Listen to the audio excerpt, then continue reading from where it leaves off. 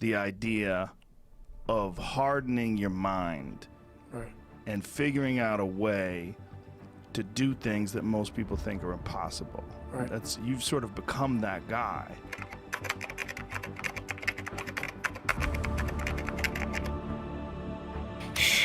Come on, we want to see it. Good, 22. Who's gonna carry the boats and the logs? That's you, buddy. Come on, 23. Come on, 24. One more, David. Who's One more. gonna carry the boats? You're gonna do it. You're gonna do it. You're gonna do it. You did it. Yeah. Who's gonna carry the fucking boats? I'm very prepared for it. I'm prepared for it. I'm prepared for all the failure coming my way. I'm prepared for everything my way. And that's the biggest lesson that she taught me by not teaching me. Beat up, abused kid who can barely learn, who has a twisted body, messed up genetics, sickle cell, this and that. Let me give him everything that pretty much disqualifies you from the military and see what comes out of it. So to do that, friction. You don't wake up in the morning time and go to the coffee maker. Matter of fact, sometimes you don't even sleep. No carrot. Think about that. I'm waking up right now studying like I have a test tomorrow. I already passed the fucking test. Think about that. Every day of my life. That's what I must do just to retain what I learned. Let me teach you the real life, how it really is. The reason why you're a loser, and the reason why you're not fucking making it, it's a perishable skill. Hardness, mental hardening, mental toughness, it's a perishable skill. Just because you went through some training once and you got through it, doesn't mean it lasts fucking forever. And that's where most people hated me in my life, because I realized that. You don't just say, oh, I got it, I'm checked off, I'm good for the rest of my life. That's why you have to recall. You recall on fucking everything. Callous your mind, armor your mind, the cookie jar, the accountability mirror. Shit that people can fucking use in their lives. No. I'm glad it helps you, but the barbaric life that I live, that you have to live, the almost obsession that you must have to be great, you can't put that shit in a fucking book, bro. Fucking ready, man. Fucking ready, because first of all, I didn't have much talent. So I had to train one fucking thing. You better train your fucking mind, because my talents can run out way early. When shit got hard for me back in the day, bro, I'm done, I'm out, see ya. Okay, I gotta invent a motherfucker that can. So I invented Goggins. I have resets, but my resets are like, I call them aid stations. Mental aid stations. So when you're going fucking hard and you grind all the fucking time, like everybody knows there's 24 hours in a day, but when I'm in the shower, it's a mental aid station. I don't think about shit. I don't fucking think about people. I don't think about work. I don't think about running. I don't think about working out. Rocky getting up when Apollo knocked him down. That one clip, when I was going through a very bad time in my life, I saw what I wanted to be. And it wasn't a guy that won. It wasn't a guy that won everything he did. It was a guy that kept getting up. There's just not a whole lot of people like you. I love that phrase, uncommon amongst uncommon men, because it's such a good phrase, because it just shows you've been on this path for so long and you're grinding for so long, but you're also honest about there's moments where you don't want to fucking do this. Oh. Which is why it's so interesting. And I'm a big believer in something more powerful than me. I don't know what it is, but I'm not the end all. So I was like, I gotta start doing more. If I'm touching these people's lives, Right, a few people here and there. right, maybe I need to go out here and do some more. You know what? It's all I knew. So when you're born to that, it's all you know. You know something's not right, because in my mind, at a young kid, I could tell, man, the way I was processing things wasn't right. Okay, nothing exists. Your life fucking sucks. You're in the fucking dungeon. But guess what, motherfucker? I'm still going to get it. Because when that time comes, because the time is gonna come, when that purpose is there, you'll be ready. From a lot of running, and they're wrong. I wasn't born healthy. I wasn't born with some great body alignment, some great, I have sickle cell. I have all kind of shit. I have all kind of health issues. You know, all kind of. I'm fucked up. So I had a choice to make, and the choice was, you know, growing up, you know, okay, this hurts, that hurts. We can just sit down and do nothing. I gained my strength from a place of quiet. And the more I got my story out there, the more I realized it'd no longer be David Goggins, the quiet man. I'm like, fucking Tommy out there, motherfucker. Fucking Tommy talking Tommy about. in his email. Tommy talking about fucking, He man. saved his life. Man, I ran 10 miles last night because of you, man. I'm like, you know, a lot of people can live off of that and they can fucking be good with that. And, you know, a lot of motivational people come out here, man, and run their motherfucking mouths about shit. And I know they are not doing shit. Means that people live in a very comfortable place, that's fine. Don't listen to me. A lot of people are looking for that 2 minutes and 13 seconds. And I might be that person. That's why I started sharing. You have all this knowledge of what you learned. Some people may think you're crazy. Some people may put a title on you. But it is, you know, it's those few people who are like, you know what, I need to hear that. So you have to put yourself out there. Well, they need to have a 5K, a 10K. I need to have a course in front of me. I need to have something in front of me for me to get my fucking ass up and do some shit. And that used to be me. And nowadays, you know, shit, for past 20-some years, I don't need fucking purpose. And people miss out on this, man. The purpose, we're all looking for this golden purpose. Is it this? Is it that? Is it making money? Is it my family? Motherfucker, the purpose is you. My focus in life was way off. I was afraid. I was afraid of everything.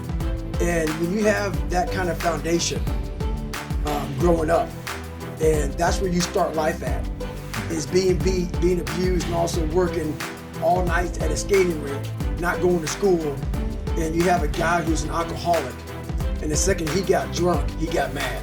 And the one thing that you can't ever get out of a kid's mind is your mom's mind, like your mom's face.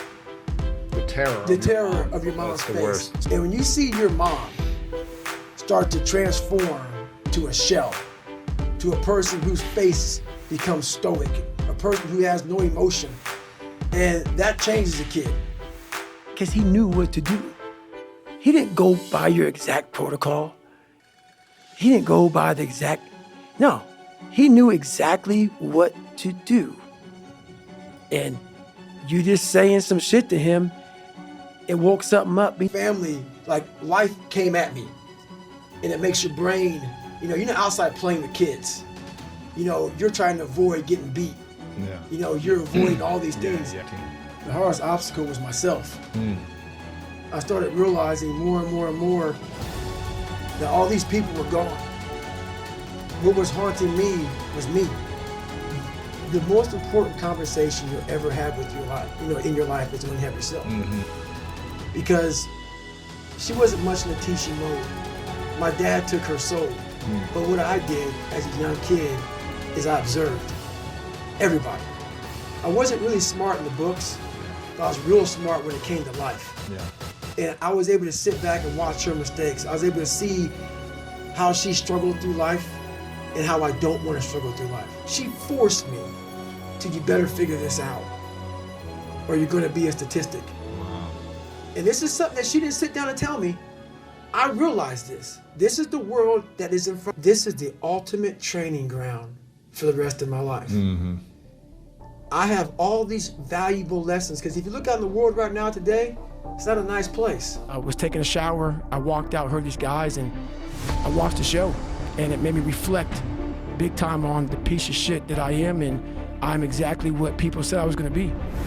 So these songs, humming these songs in torturous situations, when everybody's quitting this fucking code, I would be somewhere gone, somewhere fucking gone, and somewhere fucking dark as shit. As human beings, we believe, like so many people, before I give them a workout plan, we're talking about recovery. Everybody that hears me speak, they want to go straight to recovery. Work out first. And I was about 38 years old. I'm 43 now. And my life got real quiet.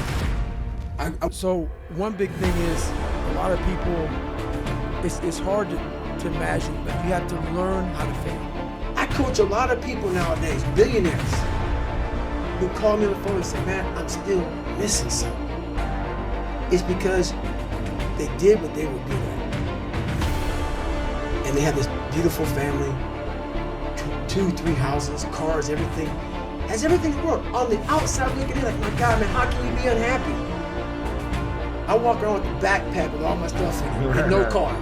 And I walk around, happiest person in the world. Never examine this. Happiness, peace, enlightenment, it's all up here, man. It's all up here. And if I start talking like this, people are, man, I don't know. It's the truth, man. I don't know how many people are gonna watch this. You know what gives me confidence? Is knowing I no longer care if I say or start stuttering again. That's what gives me confidence, is facing these things, overcoming them. And maybe not overcoming them every day, but facing them. You know, I would lose a pound, gain 2. So I was just failing, I kept failing. So I had to teach myself how to fail right. We all have a dungeon. I'm just willing to talk about mine. Yeah. Most of us aren't willing to talk about it. I want to talk about my dungeon. I wasn't getting into the dungeon of these guys' minds. You must retrain your mind to think differently in health. I wasn't training them to do that. I didn't care if I died or lived, because I was, for the first time in my life, happy and at peace. Because I reflected back on where I started. You said, wow, I have come a long way. That's right. And no one saved me. It wasn't like someone came down here and guided me through life. When you figure this out on your own, the amount of pride and dignity and self-respect you have. That's why I walk around the streets with a backpack and just like, I don't need anything else. And what that means is, when I fail, I can't spend much time in that fail zone. I have to be able to get up and get after the next day just as fast. Because my goals were to be a Navy SEAL.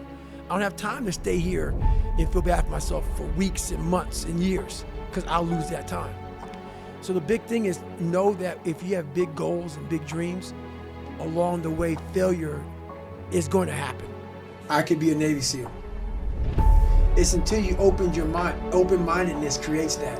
We all shut down our mind. Like, for instance, when I broke the pull-up record, everybody around me who heard the pull-up record was 4,020 pull-ups. That's the first thing they did. Oh my God. 4,000 in 24 hours, or was Yeah, it's 4,020 pull-ups in a 24-hour period. Yeah. The first thing I did versus closing my mind to like, oh my God, that's crazy. I went and got a penny. So how many is that every minute? Exactly. Every hour, every second. Instead of taking life, we all have these feelings in our bodies, in our minds, in our souls. I act on mine. A lot of us who are afraid of something, we allow our minds to choose the path of least resistance, so we go a different route. I'm afraid of something that's telling me you must do this that. thing. You must do that. I'm 43 now, and my life got real quiet. I went from running 205 miles in 39 hours to I couldn't get out of bed. The doctors couldn't figure out what was wrong with me, but once again, it was the best thing that ever happened to me. In that moment, when my whole life changed. So how fast do you get from that? You gotta teach yourself that. But the biggest key to success in anything you do is you gotta have a limited supply of this drive, passion, and it may come from nothing. Like for me, there was no passion, no drive, no nothing. But I had this fire that I'm gonna be something. And it has to be there, because for all those bad days, all those days you don't want to do shit, you have to be your own motivator. Start breaking it down. And most of us, we live in a box. And we don't want to go outside that box at all, ever.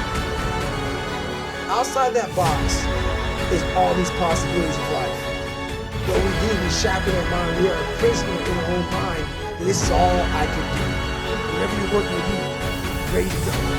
What that means is you may have failed miserably yesterday, but you come to work like, man, you just lost everything. How the hell are you just fucking damn motivated? I had the power to change millions of lives. And what haunts me the most, people ask me, what haunts you the most? What haunts me the most is that if I would have died at 300 pounds, let's say I was 75 years old, I got to heaven, and God has a chart like that on everybody's life. because this is what it takes. This is what the fuck it takes. And you gotta get it from wherever you can. Whether you make up this illusion of your life or this false reality that gets you motivated, whatever gets you motivated, it's gotta be here at the tip of your brain at all times. Heaven, I'm 300 pounds, I sit down, I was a cockroach Terminator my whole life, and we're sitting down just like this, you're God and I'm David. And he gives me that chart, and he says, look at this.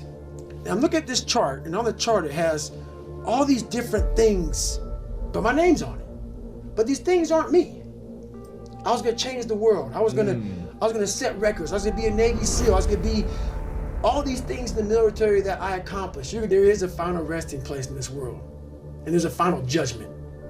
And you talk to something much bigger than you. I don't want to sit down and have a conversation with someone with something that says, you're in heaven. This is what you should have been on earth. And are you really in heaven now or are you in hell? God knows all. Let's say that. I don't care what you believe in. Doesn't matter. I'm not judging anybody. But let's say my thing is God. You get to, because in those dark moments, you gotta pull it out.